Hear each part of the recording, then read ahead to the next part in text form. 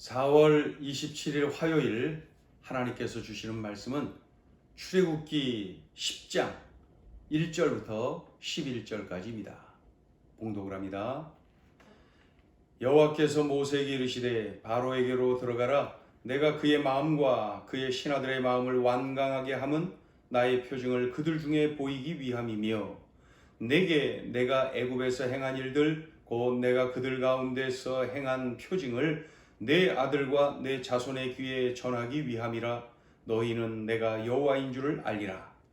모세와 아론이 바로에게 들어가서 그에게 이르되 히브리 사람의 하나님 여호와께서 말씀하시기를 내가 어느 때까지 내 앞에 겸비하지 아니하겠느냐. 내 백성을 보내라. 그들이 나를 섬길 것이라. 내가 만일 내 백성 보내기를 거절하면 내일 내가 메뚜기를 내 경내에 들어가게 하리니 메뚜기가 지면을 덮어서 사람이 땅을 볼 수 없을 것이라. 메뚜기가 내게 남은 그것 곧 우박을 면하고 남은 것을 먹으며 너희를 위하여 들에서 자라나는 모든 나무를 먹을 것이며 또 내 집들과 내 모든 신하의 집들과 모든 애굽 사람의 집들에 가득하리니 이는 내 아버지와 내 조상이 이 땅에 있었던 그날로부터 오늘까지 보지 못하였던 것이리라 하셨다 하고 돌이켜 바로에게서 나오니 바로의 신하들이 그에게 말하되 어느 때까지 이 사람이 우리의 함정이 되리까. 그 사람들을 보내어 그들의 하나님 여호와를 섬기게 하소서. 왕은 아직도 애굽이 망한 줄을 알지 못하시나이까 하고 모세와 아론을 바로에게로 다시 데려오니 바로가 그들에게 이르되 가서 너희의 하나님 여호와를 섬기라. 갈 자는 누구냐. 모세가 이르되 우리가 여호와 앞에 절기를 지킬 것인즉 우리가 남녀노소와 양과 소를 데리고 가겠나이다. 바로가 그들에게 이르되 내가 너희와 너희의 어린 아이들을 보내면 여호와가 너희와 함께 함과 같으니라. 보라, 그것이 너희에게는 나쁜 것이니라. 그렇게 하지 말고 너희 장정만 가서 여호와를 섬기라. 이것이 너희가 구하는 바니라. 이에 그들이 바로 앞에서 쫓겨나니라. 하나님께서 모세에게 말씀하시죠. 바로에게로 가라. 그런데 바로에게 가면 뭐합니까? 우리가 지금까지 쭉 본 대로 바로에게 하나님 말씀을 전하면은요 거부합니다. 출애굽 시켜라. 광야에 나가서 하나님께 예배하도록 해라. 그거 거부하잖아요. 계속. 그러면은 하나님께서 재앙을 내리시죠. 그러면 재앙을 버티다가 이제 안 되겠다 싶으면 이 아론, 그 모세와 아론을 부르잖아요. 그래놓고 항복한다. 출애굽을 허락한다. 약속한다. 이번에는 진짜다. 그러면서 약속을 하지요. 그럼 모세가 하나님 앞에 간절히 기도하지요. 그러면 하나님이 재앙을 거두시지요. 그러면 상황이 좋아지면은 이 바로는 또다시 약속을 파기하고 안 된다. 출애굽 안 된다. 이게 지금까지 반복되어 온 내용들 아닙니까? 그러니 이번에도 또다시 바로에게로 가라. 이 가면 뭐 하냐고요. 도대체 이 몇 번째입니까? 모세가 바로에게 갈 그러한 맛이 나겠습니까? 그런데 하나님이 이렇게 말씀하십니다. 바로와 그 신하들의 마음이 강팍해지고 완악해지고 완강해졌을 때에 하나님이 그들을 그냥 내버려 두신 이유가 있다는 거예요. 완악한 그들의 마음을 하나님이 그대로 내버려 두신 이유가 있다는 거예요. 그 이유가 뭐냐? 하나님의 권능의 표징을 그들에게 보이기 위함이다. 하나님의 권능의 표징을 그들에게 보이기 위함이다. 그런데 그뿐만 아니라 동시에 이스라엘 백성들과 그 자손들에게 두고두고 전하여지도록 하기 위함이다. 그러니까 아주 놀라운 영적 체험을 갖도록 하기 위함이라는 것이죠. 모세와 아론이 하나님 말씀에 순종하여서 다시 바로에게로 들어갑니다. 하나님이 전하라 하신 말씀을 그대로 전합니다.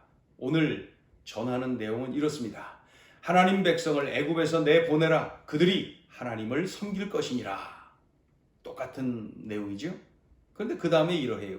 만일 또 거절하면 이번에는 메뚜기 재앙을 내릴 것이다. 메뚜기 떼가 모든 식물, 나무 다 먹어버릴 것이다. 뿐만 아니라 애굽 바로의 집, 그리고 애굽 백성들의 집집마다 메뚜기가 가득할 것이다. 이러한 하나님의 말씀을 그대로 전합니다. 그대로 전합니다. 그러자 바로의 신하들이 바로에게 말을 합니다. 뭐라 그래요? 아주 이게 중요합니다. 지난번까지 없었던 그러한 내용이 이 신하들에게서 먼저 나타났어요.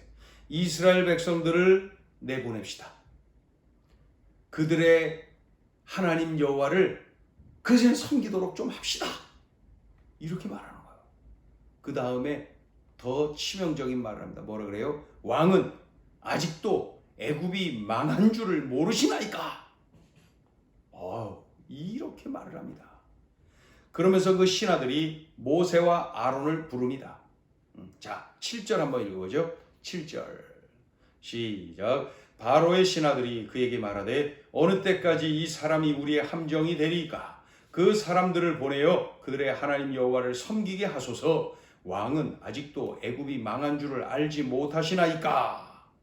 이렇게 합니다. 그러자 이 바로가 할 수 없이 말이죠, 허락을 하는 거예요. 자, 8절을 봅니다. 모세와 아론을 바로에게로 다시 데려오니, 신하들이 데리고 온 거예요. 그러자 바로가 그들에게, 모세와 아론에게 이르되 가서 너희의 하나님 여호와를 섬기라. 이렇게 말을 합니다. 그런데 이 내용까지만 보면은 그냥 완전한 항복으로 보이는데 그 다음에 뭐라 그래요? 가서 너희의 하나님 여호와를 섬기라 그러더니 바로 갈 자는 누구냐? 그런데 누가 광야로 나가서 예배한다는 거냐? 새삼스럽게 이렇게 질문을 합니다. 그러니까 이 모세가 단호하게 말하죠. 남녀노소 모든 이스라엘 백성들이 다 나간다는 거예요. 남녀노소 다 나갑니다. 그리고 뿐만 아니라 양과 소도 데리고 갈 것입니다. 단호하게 이렇게 말을 하죠. 그러니까 11절에 보면은 이 바로가 이렇게 말하는 거야. 11절. 그렇게 하지 말고 너희 장정만 가서 여호와를 섬기라. 이것이 너희가 구하는 바니라. 이에 그들이 바로 앞에서 쫓겨나니라. 바로가 모세와 아론을 쫓아내버렸어요. 장정만 가라. 남녀노소 다 가야 된다 그랬더니 장정만 가라. 또다시 흥정을 하는 내용이죠. 자, 오늘 주시는 메시지입니다. 첫째, 교만하면 패망한다. 잠언 16장 18절은 이렇게 말씀하죠. 교만은 패망의 선봉이요 거만한 마음은 넘어짐의 앞잡이니라. 바로는 하나님과 싸우고 있어요. 하나님을 대항해요. 계속 패하고 또 패하고 또 패하고, 그래도 하나님께 계속 대항하는 거예요.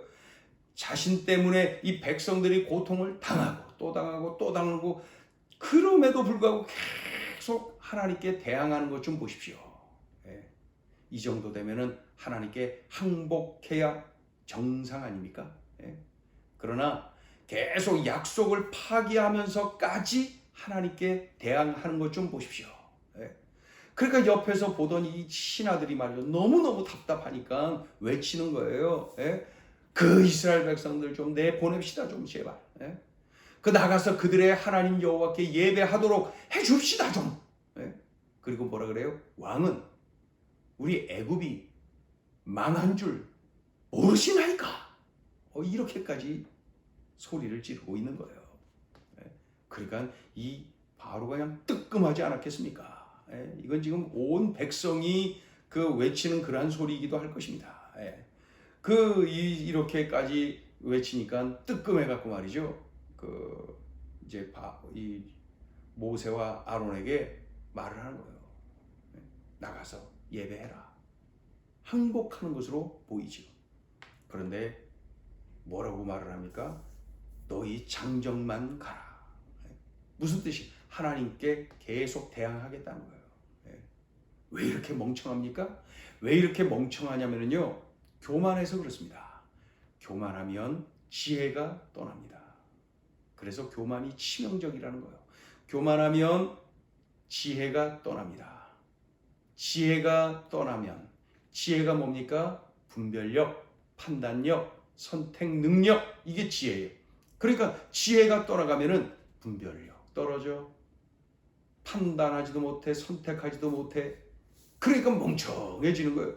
그러니까 얼마나 멍청하면 계속 하나님께 혼나고 하나님께 이렇게 참 그 패하고 하면서도 계속 하나님께 대항하는 것 좀 보십시오.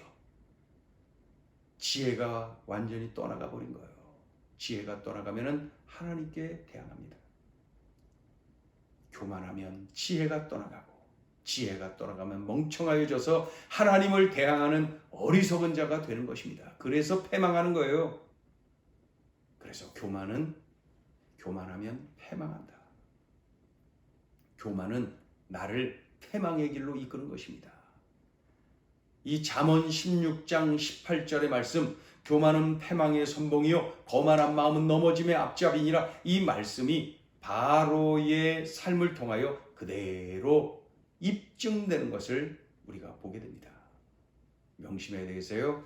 교만하면 패망한다. 자, 둘째 주시는 메시지입니다. 하나님은 하나님의 자녀가 체험신앙 갖기를 원하신다.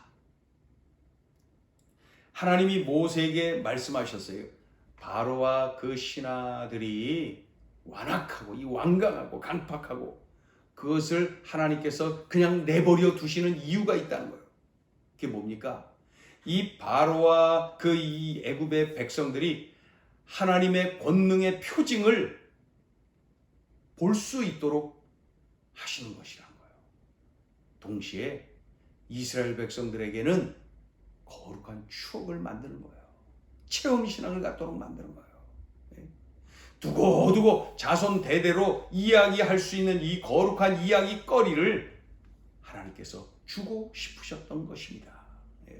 그래서 참으로 이 체험신앙, 거룩한 추억, 이것이 중요하다는 것을 오늘 하나님께서 친히 알려주고 계시는 것이죠. 하나님은 하나님의 자녀가 체험신앙 갖기를 원하신다.